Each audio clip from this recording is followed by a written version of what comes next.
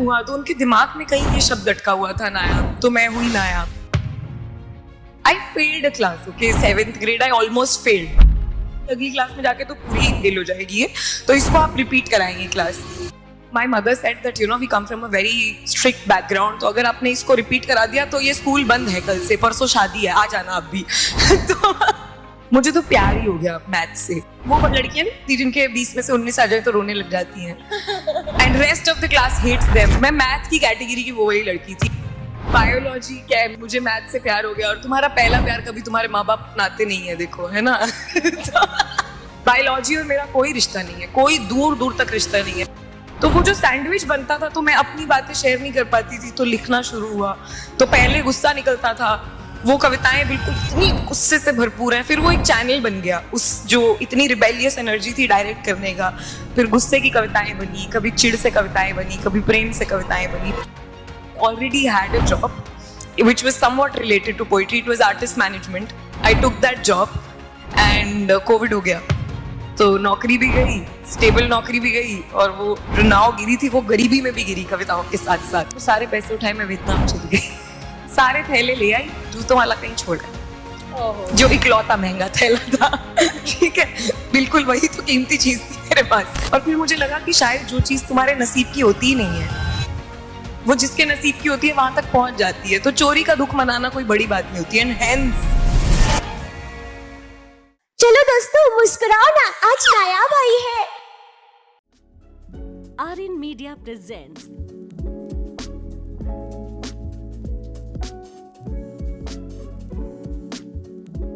Podcast with RJ Niti, सुनो दिल की। मैं स्वागत करती हूँ एक बहुत ही यंग, बहुत ही टैलेंटेड, बहुत ही खूबसूरत पोएट नायाब मिठा का। thank you so much for having me. नायाब, जैसे कि हम सबसे शुरुआत यही करेंगे कि आपका नाम बड़ा यूनिक है। जैसे कि हम नायाब शब्द इस्तेमाल करते हैं, नायाब हीरा, नायाब तोहफा, तो ये नाम कहाँ से आया? मुझे ये पता चला कि आपके फादर ने बहुत चुन के ये नाम रखा है, तो इसके पीछे की कहानी क्या है? मेरे पापा ना थोड़े खुराफाती इंसान हैं। तो जब उनकी और मेरी मॉम की शादी हो रही थी तो वो कुंडली मिलाने के लिए कभी कभी वो नाम बदल देते हैं ना, कि एक आधा गुण बढ़ जाता है। I really don't know the logic और द अंडरस्टैंडिंग ऑफ दिस, पर उन्होंने प्यार से मेरी मम्मी का नाम सिल्विया रख दिया था, जिनका नाम है बबीता। ठीक है, so now this is a very like Christian name, to say so. फिर मेरा जन्म हुआ तो उनके दिमाग में कहीं ये शब्द अटका हुआ था, नायाब, तो मैं हुई नायाब। फिर उनका नाम है राजकुमार, तो उनको लगा हिंदू हो गया, एक मुस्लिम कैटेगरी का नाम हो गया।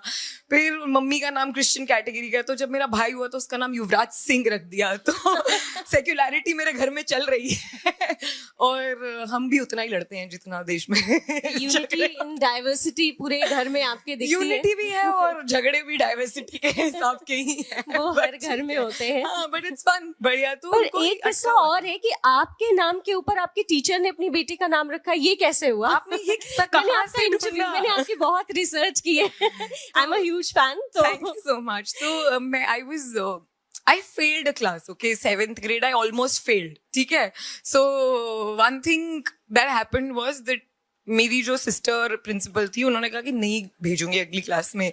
सो इट वाज लाइक 33% तो आ गए जो पासिंग मार्क्स होते हैं, but I was somewhere around 40-45 and she said कि अगली क्लास में जाके तो पूरी ही फेल हो जाएगी ये, तो इसको आप रिपीट कराएंगे क्लास। तो my mother said that we come from a very strict background, तो अगर आपने इसको रिपीट करा दिया तो ये स्कूल बंद है कल से, परसों शादी है, आ जाना आप भी। तो she agreed to sort of send me and I had to study like really really hard. तो जब आप ऐसे कोशिश करते हैं ना to fall in love with education, that was my attempt and I fell in love with mathematics. मुझे तो प्यार ही हो गया मैथ से।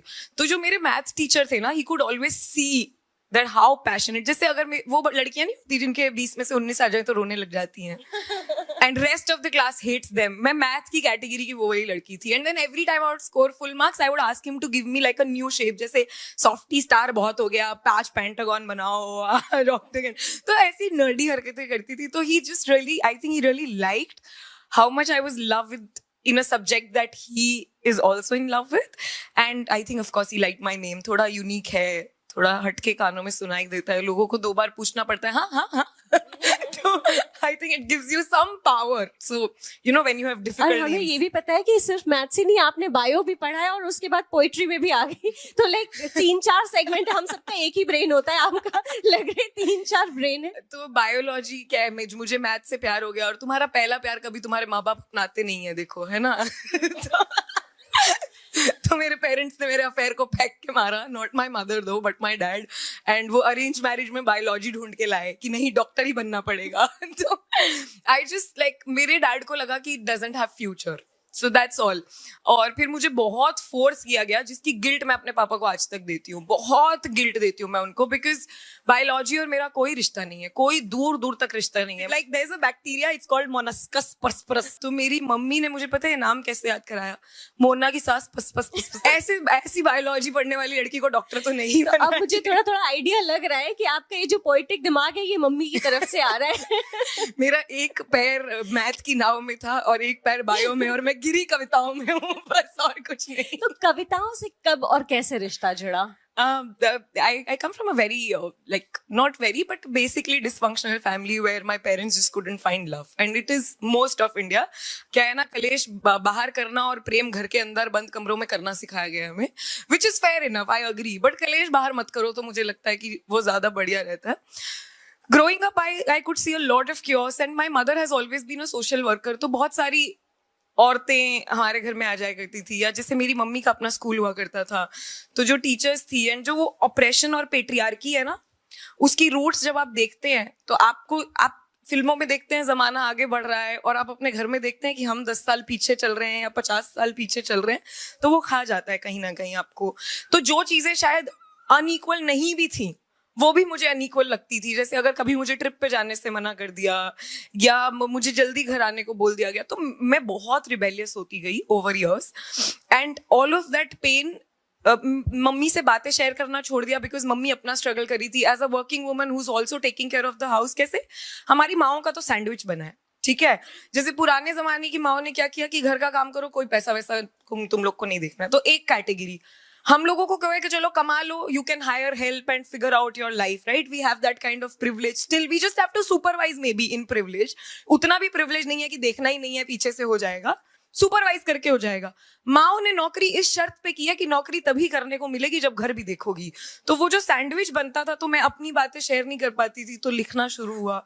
तो पहले गुस्सा निकलता था, वो कविताएं बिल्कुल इतनी गुस्से से भरपूर है, फिर वो एक चैनल बन गया, उस जो इतनी रिबेलियस एनर्जी थी डायरेक्ट करने का, फिर गुस्से की कविताएं बनी, कभी चिढ़ से कविताएं बनी, कभी प्रेम से कविताएं बनी, फिर हर चीज से कविताएं तो आप बनी। एक सेंसिटिव चाइल्ड रही होंगी, क्योंकि घर का भी जो माहौल था उसने शायद आपको समय से पहले एक मैच्योरिटी दे दी, क्योंकि आपकी कविताओं में मासूमियत के साथ मैच्योरिटी भी दिखती है। हाँ। तो वो चीज सबसे पहले तो हम चाहेंगे कि अब आप अपनी वो कविता सुनाएं जिससे आप रातों रात हम सबके दिलों पे छा गई, मुस्कुराओ। तुम लोगों को मुस्कुराओ की कहानी सुनाती हूँ, ठीक है? तो एज इंसान ना इतनी रिस्पॉन्सिबल रह रहा कि थक जाता है। क्या responsibility is directly proportional to what your मासूमियत डाइंग, कि आप बिल्कुल चौकन्नी हैं, चालाक हैं, और आपको पता है जमाना कैसे चलता है, तभी आप बचेंगी उन गलतियों से। जेन जी एकदम फियरलेस जनरेशन है ना, मतलब बढ़िया, बहुत बढ़िया। मैं बहुत खुश हूँ तुम सबसे, जो भी तुम कर रहे हो ना, मजा आ रहा है मुझे देख करके। तो मैंने नौकरी छोड़ दी कि अब मैं कविताएं ही करूंगी, क्योंकि मरने बराबर हो गई थी नौकरी की, सांस आना बंद हो गया। तब तो मुझे लगा यहाँ मरना है तो भूखे पेट ही मर जाऊं, ज्यादा से ज्यादा क्या होगा, कम पैसे कमाएंगे, वो वाला होता है कि कम पैसे कमाऊंगा, दोस्तों के पास बड़ी गाड़ी होगी, मैं खुश रहूंगा पापा, है ना। So that moment came, but I didn't choose that moment. I already had a job which was somewhat related to poetry. It was artist management. I took that job and COVID हो गया, तो नौकरी भी गई, stable नौकरी भी गई, और वो जो नाव गिरी थी वो गरीबी में भी गिरी कविताओं के साथ साथ। एक ऐसा टाइम आ गया कि फुल एंड फाइनल आता है नौकरी, जब आप छोड़ते हैं ना, तो 2 महीने बाद बचे कुछ पैसे आते हैं, तो वो आने थे, और मुझे लगा कि ये इतने ही पैसे थे कि 1 महीना निकाला जा सकता है। तो मुझे लगा कि 1 महीने बाद भी तो गरीबी है। मैंने वो सारे पैसे उठाए, मैं वियतनाम चली गई क्योंकि मुझे लगा कि जिंदगी में एक ब्रेक तो डिजर्व करती हूँ मैं, ठीक है? जिंदगी ना मिलेगी दोबारा। हाँ, मुझे लगा कि अगले महीने तो ये भी पैसे नहीं होंगे, तो गरीब मैं 1 महीना पहले हो जाती हूँ। Let's just do one irresponsible thing, full घर पे झगड़े वगड़े मार के, और घर पे मैंने बोल दिया कि है मेरे पास पैसे। फिर मुझे लगा कि जो बच्चे होंगे ना, माँ बाप देश में ही मना कर सकते हैं और पैसा ना देने से, विदेश में नहीं कर सकते। तो मैं अपने बच्चे को जो पैसे उठा के निकल गई। मैं फुल मिडिल क्लास हरकत, नए जूते चाहिए थे तो 40,000 रुपए थे मेरे पास। मैंने अपनी नेट वर्थ के 1/10 के जूते खरीद लिए, ठीक है, 4,000 के। और नए जूते नई ट्रिप पे निकाले, शू बाइट हो रहा था, ठीक है, टिपिकली मिडिल क्लास, ठीक है। शू बाइट होते होते इतना वो छिल गया कि मैंने जूते उतार के एक थैली में डाल दिए और वहां से 200 रुपए की चप्पल खरीद ली, ठीक है। फिर उसके बाद थोड़ा और 200 सामान खरीद लिया, हाथ में कुछ नेटवर्थ का, फिर बची हुई नेटवर्थ का 1/10 का सामान है 3-4 हजार का, ठीक है। सारे थैले ले आई, जूतों वाला कहीं छोड़ आई, जो इकलौता महंगा थैला था, ठीक है, बिल्कुल वही तो कीमती चीज थी मेरे पास। तो जब मैं छोड़ आई तो my boyfriend then who is my fiance now, वो मुझसे, तुम्हारे वो ओवर ऑप्टिमिस्टिक दोस्त नहीं होते जिनको चांटे बजाने का मन करता है एकदम कि चुप। किसी दिन आपको सिर्फ अपना मन का दुखड़ा रोना है, ज्ञान नहीं चाहिए। जैसे हमको भी पता है यूनिवर्स हैज अ प्लान, हम थोड़ी ना ब्रह्मांड को मान के चल रहे हैं कि गोइंग विद द फ्लो है, हमें पता है कि उसका प्लान है, अनलाइक अस। जैसे जो होता है अच्छे के लिए होता है, हमें पता है, ये मुहावरे पढ़ के ही बड़ी हुई हैं हम भी, तुम चुप रहो। बट वो मुझे बोलता है कि चोर के तो मजे आ गए। मैं ये सोचूं गरीबी में कि चोर के मजे आ गए, है ना। फिर वो मुझे कहता है कि तेरे को क्या लगता है कि चोर की बीवी जूते रख लेगी या बेचने देगी। ये कितनी वियर्ड कॉन्वर्सेशंस है। और मैं उसी वक्त जब ये बातें चल रही थी तो ये एक ब्रांड डील लॉक हो रखा था मेरा, जो मुझे वापस आके एक कविता देनी थी, उसका थीम था एन इवनिंग ऑफ स्माइल्स। और इन सब बातों पे फिर हम हंसने लग गए कि चोर की बीवी क्या सोचेगी, एकदम सेंसलेस बात है। और फिर मुझे लगा कि शायद जो चीज तुम्हारे नसीब की होती ही नहीं है, वो जिसके नसीब की होती है वहां तक पहुंच जाती है। तो चोरी का दुख मनाना कोई बड़ी बात नहीं होती है। एंड हेंस ये लाइन आई थी पहले कि मुस्कुराओ अगर कुछ खो गया है, जिसके नसीब का था उसको मिल गया है शायद, है ना। तो और हुआ क्या ना, उस दिन जूते घूमे 4,000 के, मैं लौटी, ये कविता हुई। तो ये कविता जैसे वो क्या कहते हैं, सेंसेशनली वायरल हुई। और वो दिन है और आज का दिन है, जूतों की कमी किसी दिन नहीं हुई, कविताओं की कमी किसी दिन नहीं हुई, मंच की कमी किसी दिन नहीं हुई। तो कभी कभी क्या कहते हैं, नसीब में जूते नहीं कविताएं थी और ये सब कुछ था। तो अगर किसी दिन कुछ गुम जाए ना, तो बस इतना याद रख लेना कि नसीब में कुछ और बहुत बड़ा है। तो कहा है कि इरशाद, कहा है कि मुस्कुराओ मुस्कुराओ अगर आज कहीं से हार गए हो, उस जीत की जरूरत तुमसे ज्यादा किसी को थी शायद। मुस्कुराओ अगर कुछ खो गया है, जिसके नसीब का था उसको मिल गया है शायद। मुस्कुराओ अगर दिल टूट गया है, किसी का जोड़ने के लिए किसी का तोड़ना पड़ता होगा शायद। कि कोई दोस्ती, कोई दिल तुम्हारे इधर से टूटता है तो कहीं जाकर तो जुड़ता ही है ना। और फिर भी रह जाए अगर दिल में दर्द कहीं, तो बांट कर मुस्कुराओ। और है अगर दिल में खुशी ज्यादा, तो सेम प्रोसेस दोहराओ। मुस्कुराओ अगर सर पे है छत, बदन पर है कपड़ा और है थाली में खाना, और है अगर जरूरत से ज्यादा, तो बांट कर घर जाना। मुस्कुराओ जब बार बार ये सोच कर हताश हो जाते हो कि इससे अच्छा ये हो जाता, इससे अच्छा वो हो जाता, तब ये सोच कर मुस्कुराओ कि इससे बुरा हो जाता तो क्या हो जाता। मुस्कुराओ जब पूछे कोई कि जिंदगी जीने का है क्या सलीका, मुस्कुराओ ये कहकर कि हमने जिंदगी से मुस्कुराना ही सीखा। मुस्कुराओ मुस्कुराओ even if you have to walk miles and miles, because it's okay if your glass is half empty, you can always fill it with smiles. मुस्कुराओ। बहुत बढ़िया। सिर्फ कविता तुकबंदी नहीं है, बहुत थॉट होती है आपकी कविताओं में। तो कहाँ से आती है? आप घर में दिन भर बैठ के सोचती रहती हैं? ओवर थिंकिंग मेरे खून में है। तो मेरे को तो लगता है कि देखिए, सोचना तो कभी दिमाग किसी दिन बंद ही नहीं होता है। वो तो एक कांस्टेंट मेरा बैटल रहता है कि चलता जा रहा है। ये नहीं होता है जब तक मैं सो नहीं जाती हूँ ना किसी और गहरी नींद में भी कितने खौफनाक सपने मुझे आते हैं ना, मैं बता नहीं सकती। इतने बुरे सपने भगवान किसी को ना दिखाए, मतलब सच बोल रही हूँ। जैसे कोई एक आज का ही बताती हूँ। आज कुछ तो 20 रुपए का किसी ने मुझे कॉइन दिया, सपने में कोई मुझे बोलकर गया कि इसको संभाल कर रखना है। वो कॉइन घूम गया और मैं पूरे सपने परेशान हूँ। ये ऐसे ही कारपेट उठा उठा के देख रही हूँ। उठी हूँ तो ना वो कॉइन, ना सपना, ना कारपेट। तो मैं ऐसे सोचती हूँ कि चैन की नींद जिस दिन नसीब होगी ना, उस दिन बहुत मजा आएगा।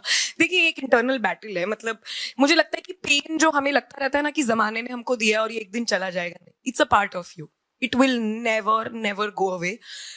जिंदगी जो है ना, वो आपको बस इससे डील करना, या इससे जो आपके एक्सपीरियंसेस हैं, इससे आपको क्या लेना है वो सिखाने की कोशिश कर रही है। वो क्या कहते हैं, लाइफ एक बार चांटा मारती है तो हमें लगता है बस एक बार ही पड़ेगा, अगली बार नहीं पड़ेगा। वो तब तक मारती है जब तक तुम्हें उससे जो सीखना है वो सीख नहीं जाते। तो it's just about some learnings and so I just feel that there has always been so much to think about so much that bothers me. Gulzar साहब ने एक बहुत अच्छी बात कही थी कि क्या फर्क होता है एक लेखक और एक आम इंसान में, कि जो आप हैं, जो आप जिनको लेखनी में पढ़ने में इंटरेस्ट नहीं है, वो कहते हैं कि जो दुख है वो ज्यादा देर तक रहता है और खुशी छूमंतर हो जाती है।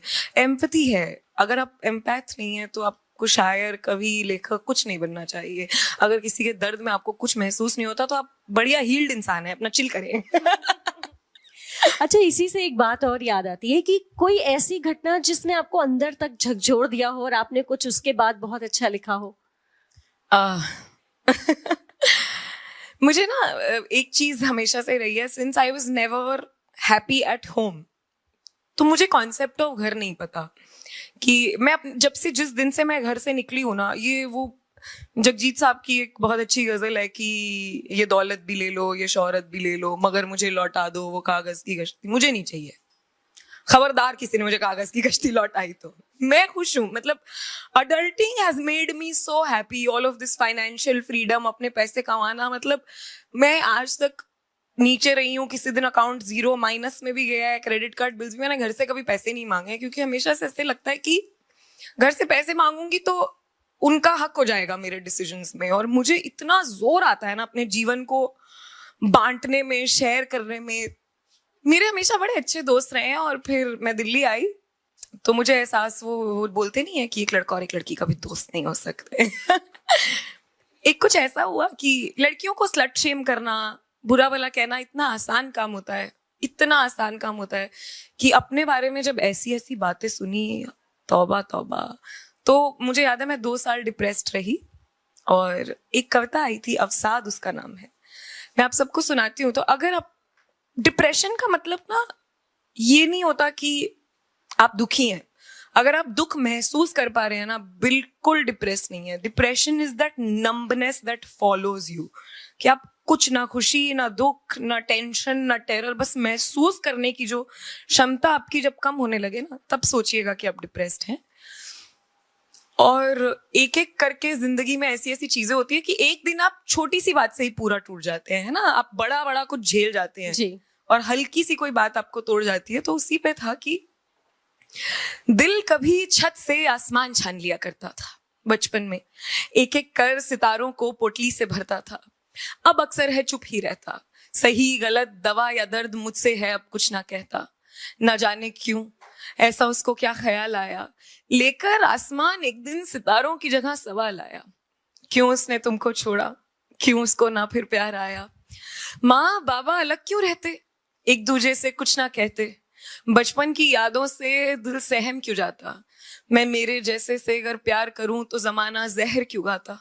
ये मेरे अंदर इतना कौन चिल्लाता, चीखें जिसकी शोर नहीं और ना सन्नाटा। कहते हैं बड़ी शिद्दत से चाहो तो वो ऊपर वाला भी मिल ही जाता है। तो मेरे नाचीज सवालों के जवाब क्या चीज थे, जो था दिल के अंदर बैठा दिल को खाली करता, खुद बताने मेरे दिल का हाल आया। क्या क्या सुलूक किया है उसने इसके साथ, लेकर मेरे हर सवाल का जवाब आया। तो एक दिन मेरा अवसाद मुझसे बातें करने लगता है और वो कहता है मुझसे कि तुम मुझे जमाने भर में ढूंढती फिरती हो, मैं यहीं रहता हूँ दिल में तुम्हारे। यहाँ 2 कमरे हैं, एक जिसमें तुम रहती हो और दूसरे से कुछ ना कहती हो। तुम्हारे इस कमरे की खिड़की पर मैंने पर्दा कर दिया है, रोशनी मुझे पसंद नहीं, तुम्हारे दिल में अंधेरा भर दिया है। मुझे लगता था मेरी इस मेहनत को एक दिन तुम मिट्टी में जरूर मिलाओगे, रोशनी को ढूंढने के चक्कर में तुम पर्दा जरूर हटाओगे। मगर तुम्हारी इस कशमकश की नकली रोशनी ने मेरा काम बहुत आसान कर दिया। तुम देर रात इसके सहारे जागते रहे और सुबह जब उम्मीद की किरण आई तुम उठे, तुमने खिड़की पर पर्दा जरा अच्छे से ढक दिया। मैं देखता था तुम्हें इस दूसरे कमरे से जिसे तुम खोलती नहीं, इसमें रखी बातों को तुम फरोलती नहीं। इसके दरवाजे पर तुम्हारे डर का एक ताला है, इसके नीचे से फेंकी तुम्हारी चिट्ठियों ने मुझे बड़े लाड प्यार से पाला है। मैं बना हूं उन बातों का जो तुम्हारी अंदर से जा ना सके और तुम्हारी जुबान तक आ ना सके, उन लफ्जों का जो तुम कह भी ना पाए और सह भी ना पाए। काश तुम कहते, मगर तुम्हें डर है जो कह दोगे तो हर बात पे सवाल होगा, राम जाने कितना बवाल होगा। मैं सुनती रही अवसाद को, मैं सुनती रही अवसाद को और वो एकदम से चुप हो गया। वो मौत का कीड़ा मुझे जगाकर खुद चैन की नींद सो गया। मैं हर रोज ढूंढती थी तरीके कि इससे छुटकारा कैसे लूं, चाकू छुरी या इसे बुलाकर एक दिन जहर दे दूं। आज खबर हुई कि इनमें से किसी तरीके को मुझे ना चुनना था। वो बातों का बना था, उसकी बातों को सुनना था। अब जो जाना है तो कहना बस इतना है कि अगर मिले कोई, अगर दिखे कोई जो लगे न जाने कहाँ खोया है, ज़मीर लगे जिसका एक अरसे से सोया है, तुम बैठ कर उससे बातें चार कर लेना। तुम नींद को उसकी मुट्ठी में अपनी भर लेना। तुम कहना उससे कि आओ इस बेरुखे से अवसाद को बर्बाद हम कर दें। ये जिंदगी जो जिंदा है तो इसे आबाद हम कर दें। कि बात कुछ बातों की तो है, आओ एक दूसरे से कर ले। Thank you. वाओ। नायाब, आपने कहा कि आप अपने बचपन में नहीं जाना चाहेंगी, लेकिन ये बहुत जरूरी है कि आज हम आपको आपके बचपन में ले जाए, क्योंकि यहाँ बहुत सारे यंग माइंड्स हैं जो आपकी स्टोरी से इंस्पायर होने वाले हैं। तो इनके दिमाग में भी इस वक्त यही स्ट्रगल चल रहा होगा कि विच वे टू गो, ये करना चाहिए, ये नहीं करना चाहिए, पैशन फॉलो करना चाहिए, जॉब करना चाहिए। उनको क्या कहेंगे आप? और साथ में आपकी नानी की कहानी भी सुनेंगे हम। I'll tell you my journey, okay, always. Where did I make my money from? Trust me, I've been extremely smart about it. And I give myself 100% credit for this. So basically the idea is not to always have a job, okay?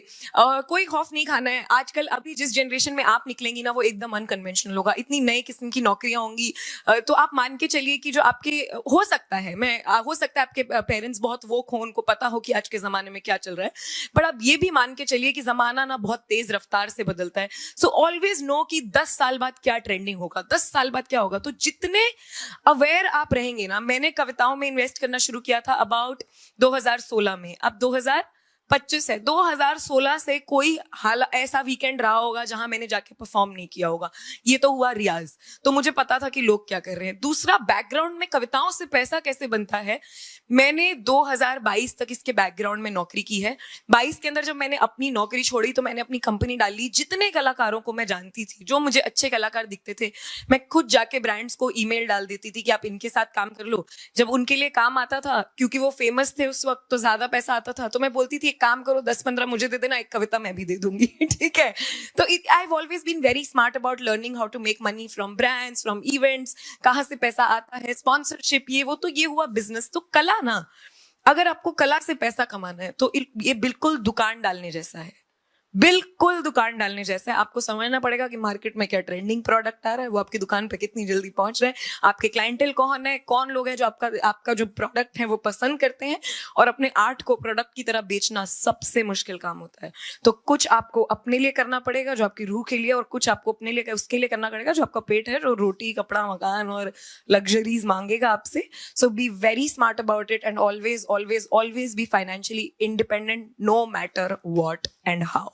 मैं psychologist बनना चाहती थी और फिर मैं RJ और voice over artist बन गई। फिर मैंने शिनचैन जैसी सीरीज में भी काम किया। एक उसकी मात्सुसा का मैम है, वो मैं करती हूँ, और एक नैनी चैन उसकी फ्रेंड है, वो मैं करती हूँ। और उसके अलावा जितनी इंसिडेंटल फीमेल्स हैं, 4, 5, 6, वो सारी मैं करती हूँ, आवाजें बदल बदल के। तो फर्स्ट नैनी चैन, चलो दोस्तों घर घर खेलते हैं।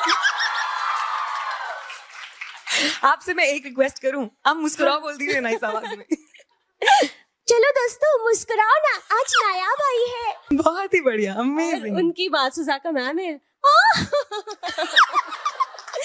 लगता है आज हर कोई इस ऑडिटोरियम में नायाब से इम्प्रेस हो रहा है।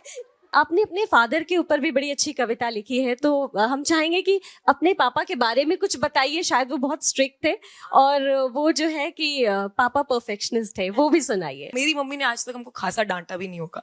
तो बेटी जब स्ट्रांग होती है तो बहुत ज्यादा उसकी माँ का हाथ होता है। ये मैंने हर जगह देखा है। 100% मेरे आगे पूरी शील्ड मेरी माँ है। तो पापा हमको ऐसा डांट, फटकार, पिटाई, मतलब हर ट्रीटमेंट हुआ है हमारा ना घर पे। जैसे मुझे एक बात से बहुत चिढ़ भी मचती है। तो जैसे मान लीजिए कि अगर कुछ खो दिया है ना, पेन ड्राइव थी एक बार पापा की मुझसे खो गई, स्कूल ले गई थी कुछ डांस परफॉर्मेंस के लिए, तो 250 उठक बैठक निकालेंगी, और अगर आप रुक गई बीच में तो 1 से फिर शुरू हो जाइएगा। अगर मम्मी को डराना है कि बॉयफ्रेंड नहीं बनाना या लड़कों के चक्कर में नहीं पड़ना, तो मेरी मम्मी को सिर्फ इतना कहना है कि पापा टुकड़े करके कुत्तों को खिला देंगे। और हम इसको गलत नहीं मान रहे हैं, हम मान के चल रहे हैं कि हमारे पापा ऐसा कर सकते हैं। मतलब हमने अपने पापा की लविंग साइड बहुत ऑफ लेट देखी है, बहुत। तो वो ना खौफ में ही थे कि ये तो इनको सब मिल गए, बिगड़ेंगे। जैसे वो बिलीव है कि पढ़ने वाला बच्चा सरकारी स्कूल से भी पढ़ जाता है, मेरी मम्मी मेरे बच्चे कॉन्वेंट में जाएंगे। तो वो कॉन्स्टेंट जगल के बीच में वो हमने ना पापा को हमेशा एक खौफनाक रूप में ही देखा है कि सड़क के दूर से बाइक की आवाज आ गई, टीवी बंद, किताबें खोल के पढ़ने बैठ गए। So my dad was also trying to teach us about discipline कि अगर सूरज ढल जाता है तो किताबें बंद हो जानी चाहिए, आप चिल करें, खाना खाएं, 1-2 घंटे में सो जाएं। एक बार हिंदी का एग्जाम था, मैं देर रात तक पढ़ रही थी क्योंकि बहुत कुछ होता है ना, रीड बहुत करना पड़ता है, याद फिर भी जल्दी रह जाता है। 9 बज गए, मेरे पापा आते हैं कि सोने का टाइम हो गया, कल एग्जाम में, सो जाओ। मैंने कहा बस थोड़ा सा पढ़ा, और मैंने बड़े आराम से कहा कि मैं पूरा करके सो रही हूँ, कोई झगड़ा नहीं, कोई बात नहीं हुई। मेरे पापा कहते हैं लाओ दिखाओ क्या पढ़ रही हो। लेते हैं, मेरी किताब फाड़ देते हैं, किताब बाहर फेंक देते हैं और कहते हैं कि, और वो मेरी मम्मी कहते हैं अगली बार टाइम पे पूरा हो जाएगा इसका एक एग्जाम में। So he was never afraid of, जैसे आप खाना भूल गए टिफिन, तो वो मेरी मम्मी को होता है कि पीछे से जाके पकड़ाओ यार, बच्चे का टिफिन रह गया, एक दिन भूखे रहेंगे, कल अपने आप लेकर जाएंगे। So he's always been that. Actually, he was right. I am not denying that, but to not feel a fatherly love growing up is very hard. मतलब आप बैलेंस कैसे करेंगे इसको? तो वो मम्मी बैलेंस करती रही, पापा गुस्सा करते रहे, तो पापा ऐसे लगते थे कि अच्छे नहीं है या ये इंसान। तो फिर मुझे समझ आता है, जितना मैं अपने पापा को देखी समझी हूँ, कि पापा लोग ना, उनको बर्दाश्त नहीं होता कि उनके बच्चे वो गलतियां दोहरा दें जो उन्होंने की हुई है।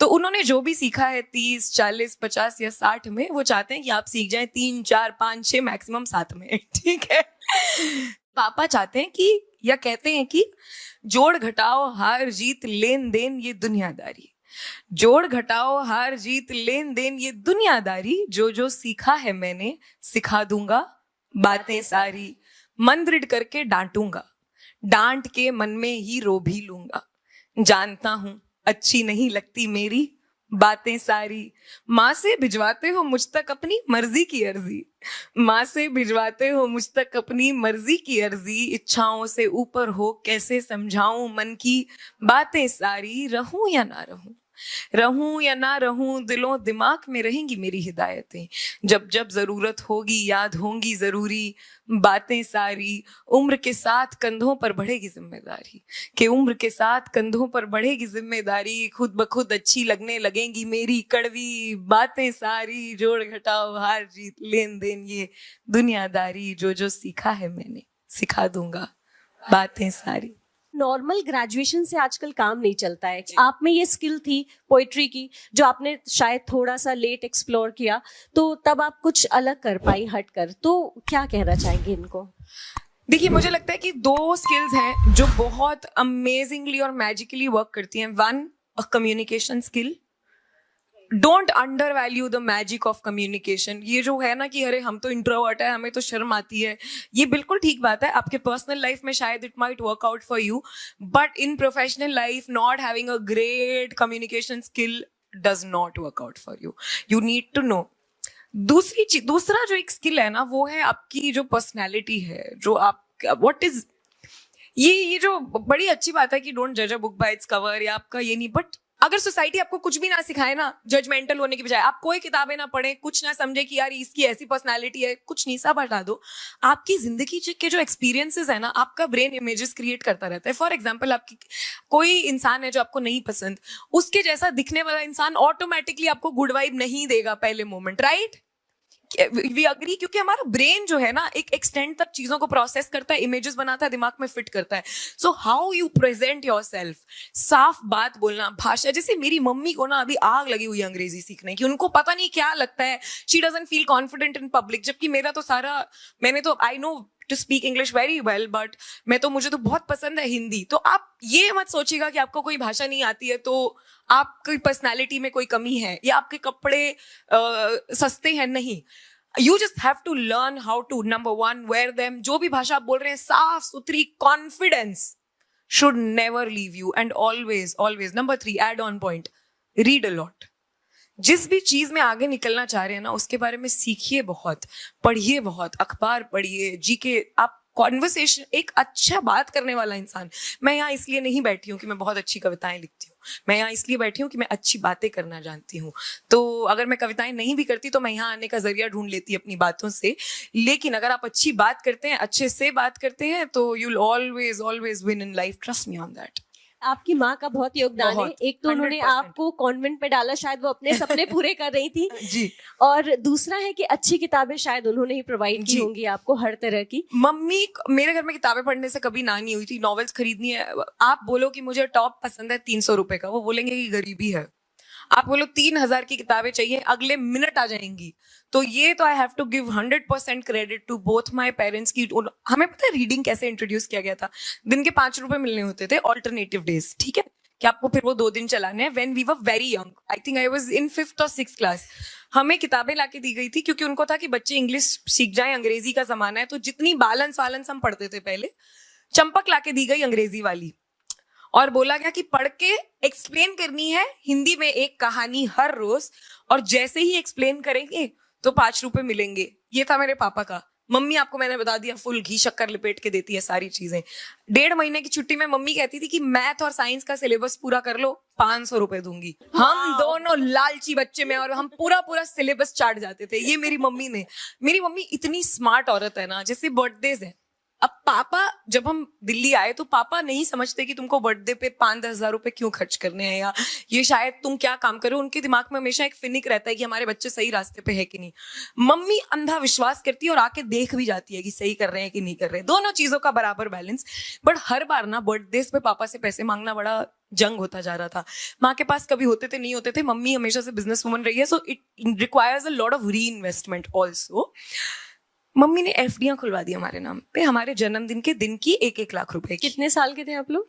मेरे कॉलेज से है ये चीज कॉलेज शुरू, से। क्योंकि घर पे तो मम्मी पापा ही बर्थडे स्पॉन्सर करते हैं, तो दैट्स ओके। अब कॉलेज में ना मम्मी ने पहले साल देखा कि ये जंग है, बच्चे पैसे मांग रहे हैं और बिना बात बर्थडे खराब हो जा रहा है, खुश नहीं हो रहे हैं।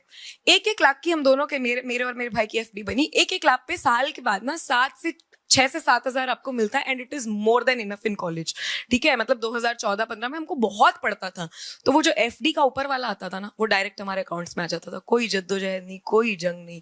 तो मेरी मम्मी ना प्रॉब्लम को बड़े स्मूथली सॉल्व करना जानती है। She is very smart and I will always admire her for the way she has raised us. और उनके Always. लिए भी आपने एक बड़ी प्यारी सी कविता लिखी है, मैं उसी पर आ रही हूँ। हाँ। तू है तो पंख है, तू है तो उड़ान है। तो अब वो भी सुन लिया जाए। मुझे आज हम आपको छोड़ेंगे नहीं, लाइव सुनने का जितनी मौका मर्जी मिला है सुनो। नायाब को, तो हम सारी नायाब कविताएं आपसे सुनेंगे। मुझे मैं दूसरी सुनाऊं आपको कोई? हाँ हाँ बिल्कुल। ठीक है। एक देखो, 2 चीजें हैं जो हमारे घर में हमको भरपूर मिली है, आईक्यू बाप से और ईक्यू माँ से। ठीक है, कि माओ का जो इमोशनल क्वोशंट होता है ना, वो पढ़ी लिखी हो वो ना हो, उनका ईक्यू कोई मैच नहीं कर सकता। वो उनको, जब आप उनके कोख में आते हैं तो उनको नेचुरली ऊपर से मिल जाता है, और ऐसा ईक्यू किसी के पास नहीं होता है। तो the capacity to give your children कैसे बोलते हैं कि वो तुम गलतियां भी कर लो तो हम तुम्हें अपना लूंगी, हम तुम्हें सिखाएंगे कि सही रास्ते पर मैं हाथ पकड़ के चलूंगी। तो मैं अपनी मम्मी को कहती हूँ कि बड़ी 2 गली औरत है। क्यों? जो काम मेरे लिए कर देती है, जो पहाड़ मेरे लिए चढ़ जाती है, अपने लिए क्यों नहीं चढ़ती है? क्यों नहीं करती है? जिम नहीं जाना है, हेल्थ वर्कआउट नहीं करना है, मुझे सूट नहीं करता जिम में, औरतों के लिए नहीं बना है। प्रोटीन पीना गंदी बात है, हमारे शरीर को पचता नहीं है, हम क्यों प्रोटीन खाएं? राजमा, ये मैं जिम जा रही हूँ तो मेरा प्रोटीन शेक क्यों बना के खड़ी रहेगी? तो जानती तो है सही है, मेरे लिए पता है कि मैं कुछ ठीक कर रही हूँ, अपने लिए नहीं करेगी वो। अगर अभी मैं बोलूँ ना कि मैं इस ट्रैक के ऊपर फंस गई हूँ, 5 मिनट में भागती हुई पहुंच जाएगी, खुद से नहीं चढ़ेगी 4 सीढ़ियां। लिफ्ट बुलाना प्लीज। अपना ध्यान रखना भूल जाती हैं एक समय के बाद माएं, क्योंकि मुझे लगता है कि ये जब मैं से माँ बनती है ना, तो मात्रा तो ऐसे आके एक ही बदलती है, एवं से अस्तित्व पूरा बदल जाता है। माँ बीमार हो तो दवा बन जाती है, मेरे टूटे दिल की दुआ बन जाती है, धूप सिकाने मुझे छत पर लेकर जाती है, फिर अपनी ही छाया में बिठाती है। माँ तू कैसे पढ़ लेती है मीलों दूर से मेरे अंतर मन की बात, कैसे हर वक्त कहती है ऐश कर अच्छे हैं हालात, कैसे जब भी तुझे फोन मिलाने का ख्याल आता है उसी वक्त तेरा कॉल आ जाता है, क्यों मेरा बनाया खाना तुझे सबसे ज्यादा भाता है, क्यों मेरा दर्द तुझे मुझसे ज्यादा सताता है, तू भरते भरते मुझको खुद को खाली कर लेती है क्या, तू लिखते लिखते मेरी किस्मत अपने कागजात जाली कर लेती है क्या, क्यों तुझे मेरा हर फटा ख्वाब सीना है, क्यों तुझे अपना हर सपना मेरे अक्स से जीना है। बहुत बढ़िया। नायाब, एक चीज मैं कहूंगी कि एक तो आप बहुत खूबसूरत हैं, आपका नाम बहुत खूबसूरत है, लेकिन हमें ये भी पता है कि ये आपको ये एहसास जरा देर से हुआ, बचपन से नहीं था।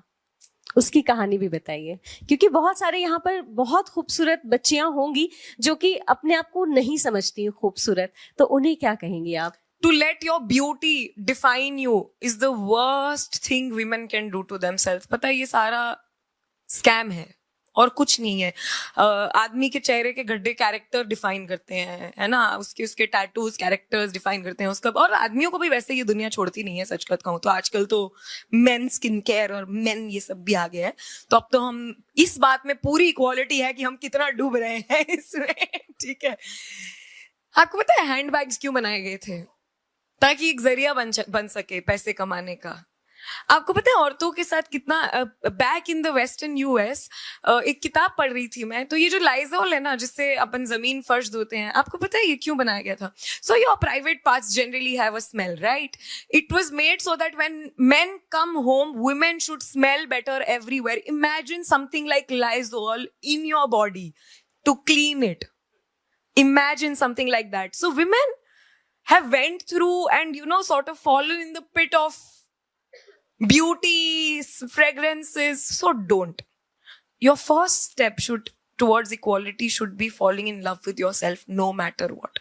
उसके बाद चाहे तुम झुमके पहनो, तुम चूड़ियां पहनो, तुम मेकअप करो फुल फेस, पर जब तुम उतारो तो तुम बदसूरत नहीं लगनी चाहिए। That's the whole deal. Wow. Nayab, आप इंटरनेट पर हैं और बहुत सारी तारीफें मिलती हैं, लेकिन उसका कहते हैं ये दो धारी तलवार है। बहुत गालियां भी पड़ती हैं। तो कभी ऐसा हुआ है कि ट्रोलिंग से सामना हुआ हो और बहुत बुरा लगा हो? कोई ऐसी घटना अगर याद आती हो तो? ट्रोलिंग और उसे कैसे हैंडल करें? बेसिकली हमें तो आज ये बात करनी है कि ऐसी सिचुएशंस को हैंडल कैसे इग्नोर करें, क्योंकि वो ही बात है कि कीचड़ में पैर डालने वाले से अपना ही पैर गंदा होता है। इसका कोई इलाज नहीं है, क्योंकि अगर ये जो लोग आपको ट्रोल कर रहे हैं ना, ये आपके साथ अगर आके बैठ जाएं किसी पब्लिक में, आप इनसे बात भी ना करेंगे, आप उनको देखते ही समझ जाएंगे कि हमारा जो क्षमता है वो नहीं मैच करती। We come from such different backgrounds that it's okay that you think like that. अभी रिसेंटली ट्रोलिंग की बात मैं करूँ तो I just told at an interview, finance की बात चल रही थी कि जब आप पैसा कमाते हैं, तो मैंने बोला कि मैंने और मेरे फियांसे ने तय किया कि हम शादी पे अंधा खर्चा करने की बजाय हम वो सारा पैसा एक घर में डाल देंगे, ताकि it's just felt like a smarter financial decision. क्योंकि अगर जेब में पैसा रहेगा तो आप इमोशनल हो के 2 लाख फालतू लहंगा लेंगे, थोड़े फूल ज्यादा लगवा लेंगे, है ना, ये भी कर दो, ये शोशेबाजी भी कर दो, और जेब में होगा तो आप भी इमोशनल होके खर्च देंगे। कि जब होगा ही नहीं, कोर्ट मैरिज आ जाएगा तो कर लेंगे, ठीक है, but right now whatever we had, we invested that in a house. And then उसका कमेंट सेक्शन, मुझे जो गालियां पड़ी हैं कि शादी को तो बिजनेस डील बना दिया, तो दहेज क्या था? अच्छा, फिर एक इंसान लिखता है कि बाकी का 50 इसलिए लिया क्योंकि इसके पास होगा नहीं। तुमको क्या लगता है दिल्ली में जहां 2 करोड़ का घर आता है तो 1 करोड़ में एक कमरा नहीं मिलता है? Like, what do you feel? Like, if I can afford half the house, 2 years later I can afford full a house, but that's not the point. We're talking about equality here. And then people have shamed me no matter what. तो मुझे देखो, मैं घर से जब निकली थी तो मैं जंग लड़ने ही निकली थी ना, सारी बराबरी की जंग लड़ने ही तो मैं निकली थी घर से, कि जो हक मेरे भाई को करने का मिले या इस समाज के लड़कों को करने का मिले वो मुझे भी मिले। तो अगर वो करने के लिए गालियां खानी पड़ती हैं तो कौन सा आजादी की जंग में हमने गालियां नहीं खाई और कौन सी सही जंग में हमने गालियां नहीं खाई? तो तैयार रहना, अगर तुम कुछ भी ऐसा करना चाह रही हो और समाज से लड़ना चाह रही हो या कुछ सही बदलाव तुम्हें लगता है तुम लाना चाह रही हो। क्योंकि एक बात सच्ची है, मैं बता देती हूँ कि औरतें या लड़कियों का नाम बदलाव ही है। क्योंकि क्या कहते हैं, डायपर बदलने से लेकर सोच बदलने तक सब हमारे हिस्से आया है। सब सभी लड़कियों के लिए आप कुछ पंक्तियां तुम खूबसूरत हो की कह दें। हाँ, इस कविता का नाम है दाग, ताकि जब आप कल आईना देखें तो आप बस सारे अपने दागों धब्बों से प्रेम करें। क्योंकि हमको ना दागों धब्बों से प्रेम करना सिखाया नहीं गया, तो मैं कोशिश करूंगी कि एक स्टीरियोटाइप हम यहाँ से ये वाला तोड़ के निकलें। बाकी मैंने जितने तोड़े हो मुझे डीएम करके प्लीज जरूर बताना, ठीक है? चेहरे पर मेरे एक दाग है, मेरी नाक जरा है इधर उधर, आंखों से जरा मैं भटकती हूँ, दिखती हूँ थोड़ी अलग अलग, लोग मुझे देखकर नजरें चुराते हैं, एक बार कोट पटाते हैं, फिर दूसरे ही पल बड़े दया भाव से मुस्कुराते हैं। वो पूछते हैं मुझसे, क्योंकि लोगों को बड़ा इंटरेस्ट है जानने में कि क्या हुआ है चेहरे पे, है ना, कि वो पूछते हैं मुझसे, चेहरे पर जो ये दाग है क्या बचपन की कोई याद है? याद जिसका काम है बीते कल की बातों से मेरे आज को चुराना, और तुम जैसे लोगों को मुझे अपनाने से डराना। तो मैं भी कह देती हूँ उनसे कि ये डर जो तुम्हारे सर बदन पर लिपटा है मेरे बस चेहरे तक सीमित है। बचपन जिंदा है मेरा, बचपन जिंदा है मेरा, निडर हूं मैं आज भी, मेरे सर पे है बेफिक्री का वो ताज भी। मुझे खौफ नहीं, मुझे खौफ नहीं, सूरज जो मेरा रंग चुरा ले, बारिश जो मुझे भिगा ले, मैं तो खुद बारिश की उन बूंदों से कुछ रंग चुरा लेती हूँ। धूप निकलते ही उन्हें अपने बदन पर सुखा लेती हूँ, वो बूंदें जिनमें बसती मेरे अंदर की सारी आग है। लोग समझते इसे बस मेरे चेहरे का एक दाग है। वो लोग जैसे मेरी बदकिस्मती बदसूरती बताते हैं, खुद रखने से पहले कदम घर के बाहर घंटों आईने के सामने बिताते हैं। वो लोग जो मांग कर काले काजल से इजाजत करते हैं सफेद रंग की इबादत। वो काला काजल जो किसी की आंखों को सजाता है, वो काला कपड़ा जो किसी के बदन को बड़ी खूबसूरती से छिपाता है, फिर ना जाने क्यों वो गोरा बदन काले चेहरों से दूरी बनाता है। क्या खबर उसे कि उसकी आंखों में बसता वो गोरेपन का गुरूर महज एक काला काजल उठाता है। मगर दस्तूर कुछ ऐसा ही है जमाने का कि जला सके सूरज हर सुबह, चांद हर रोज छिप जाता है। मगर ये चेहरा जलता है उस चांद से, लिखे जिस पर किस्से हजार, लिखी जिस पर नगमे हजार, और उस चेहरे पर एक राग नहीं। क्यों? उस चांद पे क्या कोई दाग नहीं? मगर दस्तूर कुछ ऐसा ही है जमाने का कि ये दाग जो आंगन में हो तो चादर बिछाना जरूरी, ये दाग जो कपड़े पे हो तो मिटाना जरूरी, और ये दाग जो चेहरे पे हो तो बदसूरत वो चेहरा छिपाना जरूरी। इस जमाने से तो वो साबुन ही बेहतर हैं जो काम में अपने कच्चे हैं, मगर फिर भी कहते हैं कि दाग अच्छे हैं। मेरे चेहरे पर जो ये दाग है एक निशानी है सीमा कोई तोड़ पाने की, किसी मुश्किल से लड़ जाने की। एक आवाज है तमाम उस खूबसूरत जमाने के लिए जो रूह को मारने चले हैं और रूप सवारने चले हैं, कि ये रूह एक दिन चली जाएगी, फिर रूप की ना कोई औकात रह पाएगी। एक सवाल है बहुत खूबसूरत। कि ये सीरत जिस दिन संवर जाएगी, क्या सूरज से वो टकराएगी? एक इंटरनेट से ही आपके उसे उड़ना पसंद है, तो वो बहुत प्यारी है, तो क्या वो आपको मिल गया जिसे आपका उड़ना पसंद है? मुझे तो देखो 8 साल पहले ही मिल गया था, 9 साल पहले actually. So I sort of found this boy in my college, और मुझे एहसास हुआ कि जब भी हम बातें करते थे, ओ बड़ा कॉन्वर्सेशन ऑलवेज। अब तुम लोग कॉलेज से निकलोगी, 1-2 साल में तुम्हारे घर वाले पीछे पड़ जाएंगे कि शादी कर लो, सारे बांध तोड़ देना, पैसा, बिजनेस, ये सब, ये लॉजिकल पॉइंट्स है ना, ये इतने डायनेमिक है ना, आज है कल नहीं की बातें हैं सारी।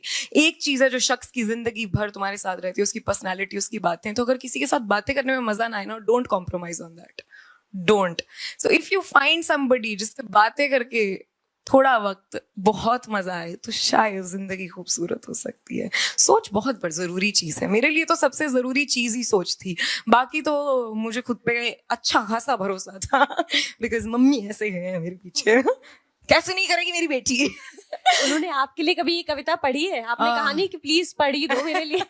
उनका क्या शौक है? उस शख्स को किताबों से कोई लेना देना नहीं है, वो लाइब्रेरी जाए तो उसका सर दुख जाए। Opposite attracts. बिल्कुल उल्टा पुल्टा सब, मतलब। पर ऐसा है कि देखो मेरी कविताएं तो 9 साल से सुन रहा है, सारी रट गई हैं, तो किसी दिन कहता है कि किसी दिन कोई शो हो और नायाब अवेलेबल ना हो तो मैं जा सकता हूँ। पता है क्या है, देखो ये सारा जो कॉन्सेप्ट ऑफ अल्फा मैन और ये सब स्टूपिड है। एक छोटी सी बात मैं आपको बताना चाहूंगी कि माँ की प्रेम को क्या कहते हैं? ममता। पिता के प्रेम को क्या कहते हैं? आप जानते हैं? कोई वर्ड नहीं है, पता है। संस्कृत बहुत ही, जो हमारी हिंदी जहां से भी, ये बड़ी इक्वलिस्ट लैंग्वेज है, इसमें ये डॉक्टरनी वर्ड क्यों नहीं है? Because we always treated people of gender with similarity, कि इसमें जेंडर रोल्स ही नहीं है ना। तो पिता के प्रेम को भी ममता ही कहते हैं, क्योंकि जो फेमिनिनिटी है वो सिमिलर इमोशन है।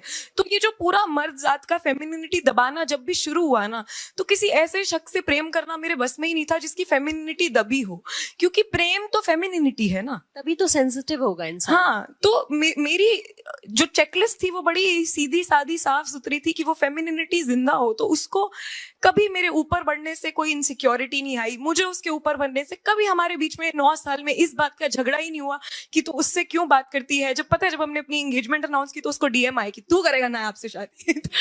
जब लोग मुझे खूबसूरत कहते हैं तो वो खुश होता है कि यू नो कोई मेरे अपने को सुंदर कह रहा है, कोई मेरे अपने, कोई मेरा अपना। और जब कोई उसको 2-4 लड़कियां वो ऐसे देखती है तो मुझे बहुत अच्छा लगता है। तो ये जो सारी टॉक्सिसिटी है ना, ये बड़ी सोसाइटी जनरेटेड है। जब आप इसको एलिमिनेट कर देते हैं, आप जानते हैं जब हम शुरू के शोज करते थे तो I was comfortable enough to borrow money from him but not my father, क्योंकि मुझे पता था कि इसको मैं लौटा दूंगी और ये किसी कंडीशंस के साथ नहीं आ रहा है। जबकि मुझे नहीं पता मेरे पापा का पैसा किसी कंडीशन के साथ नहीं आ रहा है।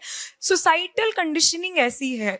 आज भी जब मेरे शोज होते हैं ना, तो क्योंकि आप शहर बदलते हैं तो हर शहर में एक नया ऐसा शख्स ढूंढना जो आपकी साउंड और लाइट समझता हो। उतने बजट्स नहीं होते थे शुरू में हमारे साथ, तो आयुष हर शहर हमारे साथ चलता था और मेरे ऊपर जो स्पॉटलाइट डालने का काम है लिटरली और मेरे पीछे से, वो दोनों आयुष ने किया है। उसको पता है कि ये कहाँ वॉक करके जाएगी, उसको मेरी सारी कविताएं, मेरे पॉजेस याद है, तो वो हमारे साथ जा करके ये वाला काम भी करता था। who's a very good software developer on Monday to Friday, would travel with me, book our tickets and do whatever odd jobs that I am not good at and literally throw spotlight on me. एक बार कैमरे पे देख के कहिए आयुष, ये तुम्हारे लिए एक बहुत रोमांटिक सी सुना दीजिए। तेरी आंखें कितनी खूबसूरत हैं ये बयां करने को अगर मुझे लफ्ज मिल जाए, कि तेरी आंखें कितनी खूबसूरत हैं ये बयां करने को अगर मुझे लफ्ज मिल जाए, तो क्या खाक खूबसूरत है तेरी आंखें। ये तो गालिब के टक्कर की हो गई भाई। मगर फिर भी मैं कोशिश करने से बाज नहीं आती। अब तेरी आंखों को ख्वाब कहूं या यूं कहूं कि तेरी आंखों में खुद को देख लेना ही एक ख्वाब है। अब जब आप किसी से प्रेम करें और अगर उनकी आंखों में आप ऐसे भद्दे रूप में भी अपने सूगले बिना नहाए धोए खूबसूरत ना हो, तो वहीं से उल्टी गली मुड़ लेना कि है ना, कि मगर फिर भी मैं कोशिश करने से बाज नहीं आती। अब तेरी आंखों को ख्वाब कहूं या यूं कहूं कि तेरी आंखों में खुद को देख लेना ही एक ख्वाब है, या यूं कहूं कि जब तेरी आंखों में खुद को देख लेती हूं तो इतनी खूबसूरत लगती हूं कि अब खुद से मोहब्बत होने लगी है। तेरी नजरों के नूर के बारे में अब मैं क्या लिखूं, तेरी नजरों के नूर के बारे में मैं क्या लिखूं। अगर मेरी आंखें देख ना सकती तो तेरी आंखों के नूर से देखने लगती। तेरी आंखें कितनी खूबसूरत हैं ये बयां करने को अगर मुझे लफ्ज मिल जाएं, तो क्या खाक खूबसूरत है तेरी आंखें। और अगर मैं लफ्ज ढूंढना छोड़ दूं तो क्या खाक खूबसूरत है मेरी मोहब्बत। आवाज में ही एक कशिश है जो सुन के लगता है बस सुनते जाओ सुनते जाओ। आपको पता है मैं अपनी आवाज के लिए पूरा बचपन ट्रोल हुई हूँ, क्योंकि you know the things that people might tell you that they are not good about you. जैसे मुझे पूरा बचपन लोग मर्द बुलाते थे, किसी ने तो मुझे रावण भी बोला है कि रावण जैसा हंसती है, तू देख क्या है रावण कैसा हंसता था। मुझे पूरा बचपन ऐसा लगता था कि मेरी आवाज अच्छी नहीं है। तो जब मैं शुरू में ओपन माइक्स में जाती थी तो मुझे लगता था कि अरे मतलब कि मुझे हमेशा से ऐसा लगता था कि श्रिल आवाज या बड़ी जो फेमिनिन वॉइसेस उनको काउंट किया जाता है, तो मुझे लगता था 2 नंबर तो मेरे यहाँ कट जाएंगे। जब मैंने परफॉर्म किया और जब मैं पहली बार जीती ना, तो मुझे किसी ने कहा कि तुम्हारी आवाज बहुत अच्छी है, मगर तुम अगर परफॉर्म करते करते हंस दोगी ना बीच में तो बहुत मजा आएगा। हाँ। वो दिन है और आज का दिन है, मैं रुकी ही नहीं हूँ, मैं बीच बीच में थोड़ा हंसती रहती हूँ। वो मेरे दिमाग में और मेरे जहन में बैठ गई। And imagine spending 16-17 years of your life believing that my voice is not good and just discovering it one day that oh my god that people like it. तो सुनना मत बस कभी किसी की ना फालतू नेगेटिव बात मत सुनना बस। हम आपको खिलखिलाते हुए सुन रहे हैं और ऑलमोस्ट 1 घंटा बीत गया है, बिल्कुल भी बोझिल नहीं हुई बातचीत। क्या लगता है? मेरे पापा बड़ा एस्ट्रोलॉजी में बिलीव करते हैं, तो उनको किसी ने कहा कि ये 2 चीजों में, जब वो याद है पूरा डॉक्टर बनने का सिलसिला चला, वो इसलिए चला कि या तो कैंची दे दी जाए या लॉयर वक्ता की जुबान से इसके पैसे बन सकते हैं कैंची से। फैशन डिजाइनिंग तो अब देखो छोटे शहरों में बुरा धंधा माना जाता है, तो कैंची से सीधा सर्जरी दे दी मेरे हाथ में। पता है मेरे हाथ कितने कामते हैं on general basis. Imagine like मैं वो सर्जन हूँ जो कैंची शरीर में छोड़ सकती है और अगले दिन अखबार में छपे, ठीक है। तो मेरे को तो बिल्कुल ये सब नहीं, इतनी लॉस्ट माइंडेड पर्सन हूँ मैं। मतलब ये मेरे साथ एक जना हमेशा ट्रैवल कर रहा होता है सिर्फ ये ध्यान रखने के लिए कि कौन सी चीज छोड़ती हुई चल रही है। जूते तो इकलौती चीज है, मैं तो महंगी सस्ती कितनी चीजें घुमा चुकी हूँ, मेरा कोई हिसाब नहीं है। मेरे घर में एक बात, जैसे मैं बहुत चीजें तोड़ती थी, हाथ में कप आया छूट गया, बटर फिंगर सिंस फॉरएवर। तो शुरू में डांट पिटाई सब हुआ, फिर एक वक्त तक आके मेरे घर वालों को आदत हो गई, तो जब भी कहीं से कुछ गिरने की आवाज आती थी तो मेरे पापा चिल्लाते थे इट्स नायाब। तो ये सब था। अब कोई एस्ट्रोलॉजर बता सकता है कि कवित्री बन के छाप तो जुबान से ही रहे हैं हम पैसा, है ना, पर कोई आपको बताएगा नहीं कि कैसे. Nobody knows in this world that what your journey is going to be. Take it from here, leave it from here. जो बात अच्छी लगे रख लो, ना लगे निकाल दो, बस. That is it. Don't believe that what anybody else has to say for you. तुम्हारे जर्नी तुम्हें ही पता है. तुम्हारी 6th और 7th 2 सेंसेस है एक्स्ट्रा, दोनों तुम्हें पता है. एक छोटा सा रैपिड फायर राउंड हाँ, करेंगे बिल्कुल. आपके साथ. देखते हैं क्या सबसे पहले दिमाग में आपके आता है. बहुत ही आसान, बहुत ही आसान. आपकी इतना पसंद फंबल. नापसंद जानना चाहते हैं. अच्छा जी. Best friend. मम्मी. ओह. सपने. सपने बड़े से बड़े सपने, बड़े ख्वाब. बचपन. ठीक. वापस ना लेके जाए बस कोई. Silence. Good for poetry. My बचपन इज गुड फॉर पोइट्री. हाँ. Favourite actor. Oh, Shahrukh Khan. Favourite movie. I really love these 2 movies. One, Piku, I love so much. एक है, मुझे नहीं पता आपने देखी है कि नहीं देखी, स्वरा भास्कर की एक मूवी है नील बटे सन्नाटा. ओ माय गॉड, 30-40 बार देख के हर बार उतना रोती हूँ. अगर कोई नॉस्टैल्जिक हिट पूछना चाह रहा है कि कौन सा ऐसा सामान है जो मैं बार बार देख के क्रिंज नहीं होती हूँ, तो वो है कुछ कभी खुशी कभी गम. कितनी भी बार. अच्छा, your favourite stand up comedian. I really like Zakir Khan a lot. He is beautiful storyteller. Favourite internet personality. Too many actually. Oh my God. As women who want to just have like a boss career, please watch 5 Must seasons. watch. Marvelous Mrs. Maisel. It is going to change you. Favorite personality. I don't know about internet, but that. And myself. I also like myself. on favourite internet. Book. Favourite book जो मैंने 12वीं में पढ़ी थी, जिसने मेरी प्रेम की परिभाषा बदल दी, और जिस एक किताब के कारण मैं उल्टे सीधे चक्करों में नहीं पड़ी. मैंने कभी अपनी प्रेम की परिभाषा को पैशन से और आग से नहीं समझा और शांति से समझा. Which saved me and helped me find somebody that I really could gel along with was Love Beyond Borders. Please read it. आपको Amazon पे मिल जाएगी. कोई पॉपुलर, बड़ी ही अनडिस्कवर्ड किताब है, बड़ी ही अंडररेटेड है, बट मैं चाहूंगी कि आप एक बार जरूर पढ़ें. श्योर. Favourite family member. हाँ, मम्मी. आपका भाई आपसे झगड़ा नहीं करता कि मेरे लिए आज तक कोई पोएम नहीं लिखी? मेरा भाई, वो पता है, झगड़े तो छोड़ो, वो पता क्या बोलता है मेरे घर में, क्योंकि मेरे घर में अब मेरी फेवर्स इतनी हो चुकी हैं कि अब मैंने इतने वोट कमा लिए हैं अपने घर में. वो तो मेरे घर में ऑलमोस्ट मात्र सत्ता है अब तो. तो वो कहता है अगले जन्म मोहे बिटिया ही कीजो.